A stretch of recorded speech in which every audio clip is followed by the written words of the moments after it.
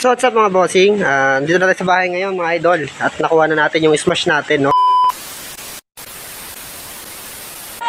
So what's up mga bossing, may kukunin tayo motor ngayon mga idol. Smash. Kukunin natin to ngayon mga idol. Issue niya mga idol. May basag lang dito, so kaya natin gawa ng paraan. Tsaka dito bibili na lang natin cover. So sa makina wala tayong masasabi, goods.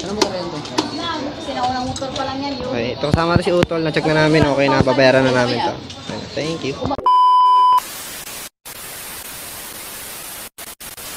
So what's up mga bossing, dito na tayo sa bahay ngayon mga idol. At nakuha na natin yung smash natin, no? Kanina lang natin to kinuha mga idol. Di na kami nagdalawang kunin kasi goods na goods sa makina nito mga idol. Sobrang tahimik nung kinuha namin yan. So issue lang nito mga idol at aayusin pa namin. Ito lang, flarings, may basag. Konting lang naman yan.